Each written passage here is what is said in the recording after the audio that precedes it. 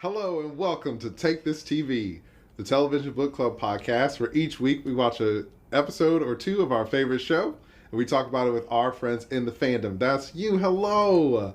I'm Carmen Askernes and I'm joined as always by my friend Kimberly Woods. Hello. Hello, hot potatoes. Today we're on episode 7 of Constellation and it's called Through the Looking Glass. Mm-hmm. Lost and alone in the woods, Jo desperately tries to reunite with her daughter. Yep. Oh boy, this was a wild episode. I feel lost and alone in the woods. Me too. I'm in the liminal space right now trying to decide what's real and what's not and where I am.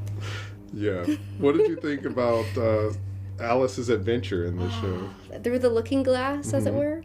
I loved Alice's adventure. I loved the twins that play Alice. I thought, especially that scene where they're looking through the looking glass at each other and talking to each other was one of my favorite parts of the episode. Those young actresses are so good. Yeah, so they did a great job. Mm-hmm. It was a pretty emotional moment there, too. Yeah, I was tearing up. It was great. We have one of the Alices who I guess we are calling Dirty Alice, which is actually Jo's real Alice. Jo is her mama, asking Clean Alice if she can have her mama back. So it's a pretty emotional moment. I wrote down in my notes, Dirty Alice asking Clean Alice if she can have her mom back is heartbreaking. I was like, that's so sad. Yeah. What was your favorite part, Carmen? Oh, I feel like so much stuff happened in this episode. The whole time we were just like trying to put everything together of like, wait, this means this, but the pictures mean this and what. So I think I enjoyed like just the puzzle of it all. But if I had to pick a moment, I think the moment where Bud and Henry swap places. And then Bud's like, oh, it's so cold out here. I'm in my underwear. And then he just passes out and is just out TKO for the rest of the episode. It's hilarious. And so I don't think it's meant to be funny, but it was hilarious to us. It was so funny. And also when he's holding Alice and he's like, who the fuck are you, kid? Just throws her in the snow. Yeah. But also we were trying to figure out, and comment if you know or have your theories, like why is it that Bud and Henry are able to switch spots right then and there? Is it the liminal space, like across the lake in this like, liminal cabin? Or is it the traumatic experience of Bud shooting Paul? Yeah. Or everything combined? Don't know. We were theorizing that because Bud shot Paul, and because Henry had the cow and is also experiencing the trauma of the fire and all the things happening, it was like the perfect storm, which allowed them to switch places. Because before they were only able to like see each other or interact with each other when traumatic things were happening, when murder was afoot. But now it seems like it's elevated to the point where they could actually switch. So we'll see. And also, is Paul going to die? Like, like, how does Paul tie into the narrative? I think we're getting ahead of ourselves. So much stuff happened. We should kind of talk about the other stuff too. But like, yeah, so many questions, just like always. Yes. Basically, the episode starts out where Dirty Alice is actually hearing Jo from the cabin, and we get the sense that Jo can hear Dirty Alice. She's looking for her, and then suddenly, Dirty Alice comes out, and our Jo is like hearing these footsteps happening, crunching through the snow, and so that kicks off this episode. Yeah, I thought that was really cool because I feel like there are a lot of moments in this show and with what they're trying to do with the theme of this show where it's like things that you can relate to of like, oh man, I feel like I heard something in the dark or like I'm alone at home and I feel like I hear someone talking and it's nothing or whatever, it's just the wind. So I thought that was a cool moment with the sound design of like being able to hear the footsteps really subtly. Mm-hmm. But it definitely doesn't stay that way. So, but it was a great start. Then we have Jo and Clean Alice back in their cabin.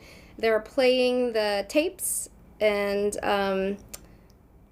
Clean Alice pulls out another tape, and it's the date after the accident. And we hear Paul talking about Jo's body being badly lacerated.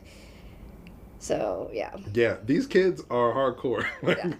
She's like, should we do another one, Mom, about this brutal murder in space? But we're like kind of hearing the incident that happened at the space station from when Paul survived. And we're seeing the events of the first few episodes from Clean Alice's perspective and just kind of like skipping around a bit around stuff we've already seen. Meanwhile, Jo is getting a bad headache right near her eye, which, as we know, her eye gets sucked out into space. Yep, like a gumdrop. It was pretty gross. Let's see. We have some more quantum theory. We hear that's called quantum superposition. And again, it's where these things, it's like things can be in two places at once, which, you know. Yes. Which we see a lot in this episode of like people getting into liminal space and hopping between universes. I mean, I don't even know if they're hopping between universes. That's just what we've been calling it, but who knows what's happening. So, yeah, the quantum superposition is definitely on full display in this episode, unlike we've seen it before in the rest of the show.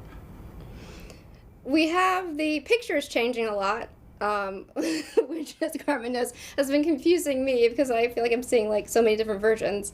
But, you know, again, it's going back and forth between an angel and a goblin. And then at one point during this episode, we get an angel who's kneeling, which is the first time we've seen that. Yeah, so over the other episodes, they were really subtle about just like having those in the background, and sometimes they focus on it. But in this episode, they really wanted us to get it. So like, hey guys, here's these paintings on the wall. But so there's the one where we see an angel, and the angel is blindfolded and always kind of in a kneeling position. And then the other character or being that we see is like this changeling skeleton demon thing that's always with a pot. So we see them either being carried by these two people, or all of them are in the living room and one of the beings is sort of in the center of the image. And so the one that we saw in this episode that we hadn't seen previously is the living room scene or kitchen or whatever the heck with the angel.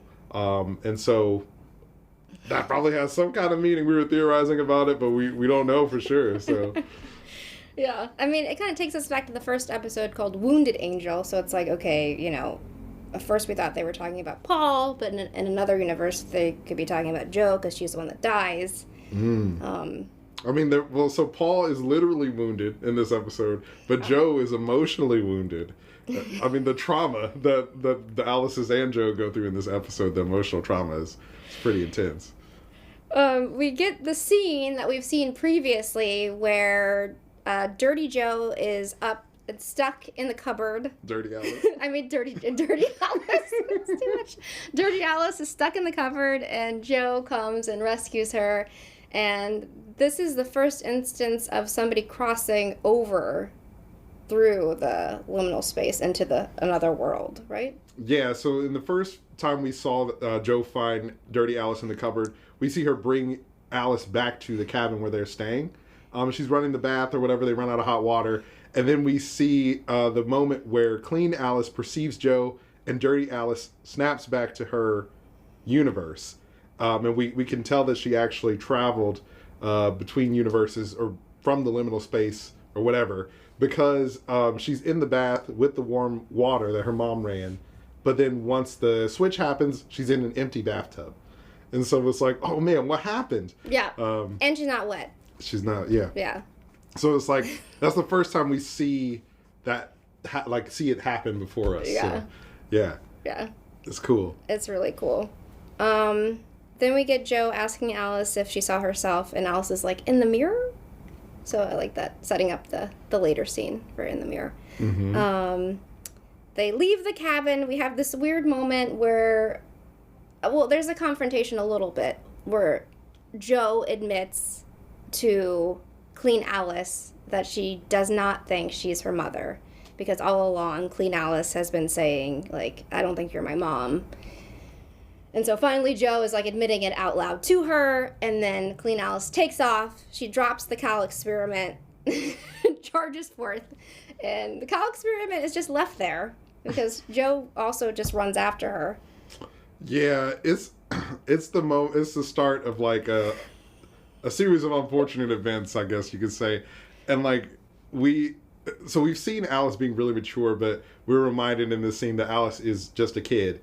And, you know, Jo, her mom telling her that, like, I'm not your mom or whatever, you know, it's pretty hardcore. So Alice runs off. But it is weird that Jo leaves the Cal experiment in the snow. But I guess she was so focused on like trying to get Alice back that maybe she forgot about it. So at the moment in time, it's just like out there on the lake. Yeah. Meanwhile, Dirty Alice has found the beads because while, Clean Alice and Joe were walking, Clean Alice was dropping the little string of beads on the snow. And so Dirty Alice finds them and thus finds her way to this other cabin, the liminal space. Right? Yeah. Alice too? Yeah, because Dirty Alice is like, she gets brought back to the house by Magnus, her version of Magnus, who's like, oh, don't go scare me or whatever. Bad dad of the year, this version of Magnus. He goes back to sleep because he's like, clearly my young daughter is going to follow my instructions and stay in the house. And obviously she doesn't because she's a child. And so she runs back out looking for her mom. And that's when she finds the like Hansel and Gretel trail and follows it to this liminal cabin. But meanwhile, I think it was incorrect. Clean Alice finds it first. Yeah. And she sees a dead cat when she gets there. Yeah. But when Dirty Alice gets there, she sees a living cat. And a dead cat? No, Well, she sees a living cat. Dirty Alice sees the living cat. Clean Alice sees the dead cat. And Joe sees a dead and alive cat. Because there's a moment where somebody sees a cat. I think it's when Joe comes to that cabin. She sees a dead cat and an alive cat. Mm-hmm. Because Joe's not able to get there until the house is on fire. The cabin's on fire. And then it feels like because the cabin is burning, it's thinning the veil between the liminal space and the real world. So it's like these two versions of it are kind of, all of these versions of it are overlapping. And so it's like a really thin layer. So Joe can actually get there and then the cats are alive and dead at the same time. It's like Joe and everybody else. And Schrodinger is like on full display, I guess. And Clean Alice is savvy, picks up the recorder, starts, goes into the little cupboard, starts playing it and recording herself and like trying to speak to her other counterpart on the other side. Yes, the Alices are the smartest characters in this episode because they've kind of pieced together that like something's happening. Clean Alice knows that maybe there's another version of herself out there and tests it out by doing this. And Dirty Alice hears it in the cupboard. So she goes into the house. The recorder is there. Which I was like, we were talking about like how is the recorder making its way across the dimensions, and something we theorize is like because it's an object that is important to them or they're kind of attuned to, then it's able to sort of have the same abilities to travel across planes like they do. But one thing I am confused by is why at that moment can Joe not hear her Alice? Like in the beginning of the episode, she hears faintly the footsteps, and she hears her kind of in the cabin calling. But then when they're like both Alices are in the cabin in the little cupboard, she can't.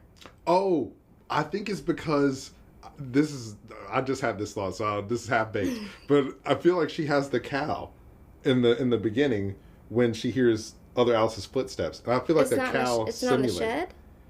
Oh, because she does put it in the shed at some point. I mean, I guess it's closer to her. Yeah, I don't remember. She does leave it in the snow. That. Yeah. So maybe because she left it at a distance, that's the problem. Maybe because at one point, I think the cow like simulates the liminal space. Yeah. Or strengthens, or like Yeah. Yeah, because we were also talking and trying to figure out like if the liminal space, if you don't need the cow to be in the liminal space, like what is the cow doing? But it seems like it's like creating the liminal space or amplifying the liminal space or whatever the process is that thins the veil. So yeah I think that's why. I think you're right, I think because it's further away. She dropped it. She did in the snow. It's still in the snow. But Henry lucked out with that. Yeah, because Magnus calls the cops, and then we see like which is hilarious. Magnus, what does he say during that thing? Let me see what he's like, Alice, if you don't come back, I'm gonna have to call the police. Yeah. You better come out right now. Oh yeah, he's like, she's gone out to the lake. She's gone on the lake. Do you think it's safe? Like, the frozen lake. Yeah, do you think it's safe? It's like, okay, Magnus. All right.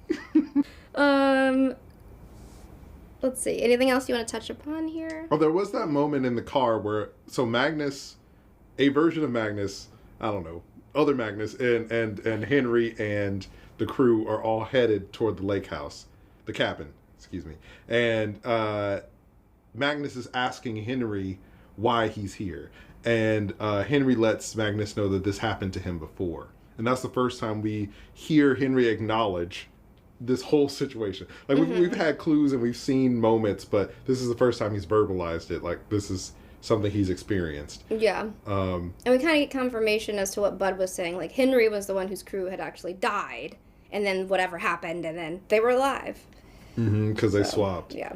And he also lets Magnus know that he called Irina, and he says that she's going to take care of Joe.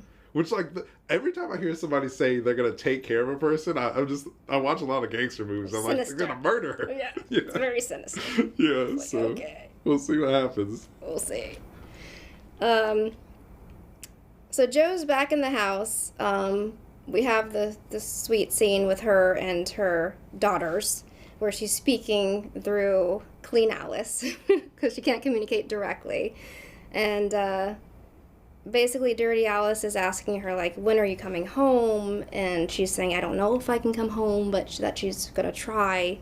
Oh my gosh, the trauma. Yeah. I mean, like, Clean Alice having to essentially translate for your not mom to your other self. Like, that kid's going to need some therapy. It's horrible. And she does it to the point where she can no longer do it because there's smoke. And she's, like, getting... you know, like, the smoke starts coming in and she can't breathe, and it's like finally Joe realizes that she's in danger and, like, takes her out of the cupboard. But literally they're talking until that point. Until she passes out. Yeah.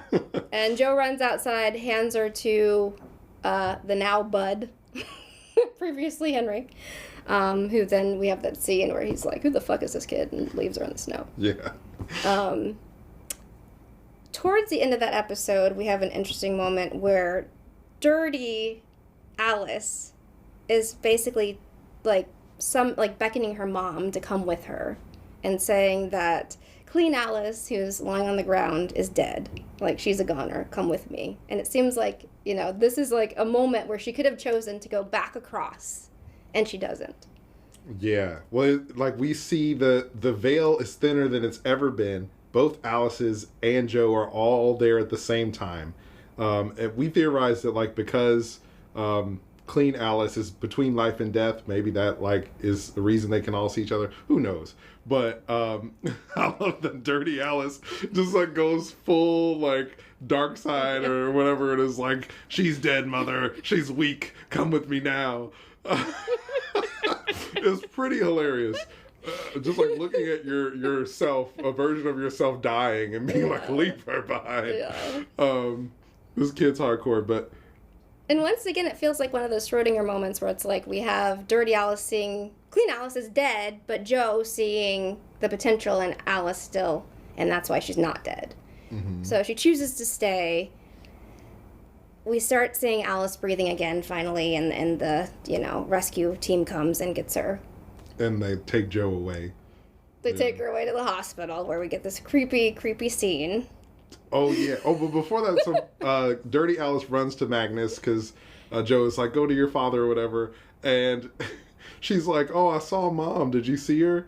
And just, like, he's going all in for the gold to be worst dad of the year. And he's kind of like, no. Well, he says, I don't know. Oh, yeah, so he doesn't completely shut the door. But he did hear her. This is the first time this Magnus has actually, like, heard her or sensed the other side. Oh, because he saw them, right? Yeah, he hears, he's like, Joe? Yeah. So that's the first time we've seen an instance of that. So he doesn't shut it down completely. Thank goodness, because it's like, wait, if you're saying that, you know, the cat's dead, is it going to be dead? So he doesn't say no, he didn't see her, but he says, I don't know. So he leaves it open, so maybe there's a potential there, but we feel like one door has kind of shut for our Joe, and she has to find another way again later, if she's going to make it back. And can she even make it back? Because on the other side, she's dead, so... Who knows? What's she going to go back into? Who knows? But, like you were saying, in the hospital, when Clean Alice is recovering, we have a scene where... at first I was like, is this a dream? Because we see her sort of, like, unconscious and recovering, and then we see her walking about the hospital. And so I was like, well, because she's unconscious, does that mean she's in the liminal space? Which raises more questions of, like, every time you go to sleep, are you in the liminal space? Is that, like, the dream space? let's not overcomplicate it and overthink it, I guess. So, Clean Alice is having this dream, and then she hears a voice, and like the lights are flickering. And my first thought was like, it's the devil. Here comes the devil. But no, it's the cosmonaut. It's Irina, the dead version of her that Clean Alice told Joe previously that she sees sometimes. Mm-hmm. And she's beckoning her, telling her that her mom's not far away and she can take her to her mom. With me. Yeah, it's creepy. It's very creepy. It turned full-on horror movie at that point. The kind of flickering darkness. Right? What does that mean? I don't know. I want to hear all of your theories, though.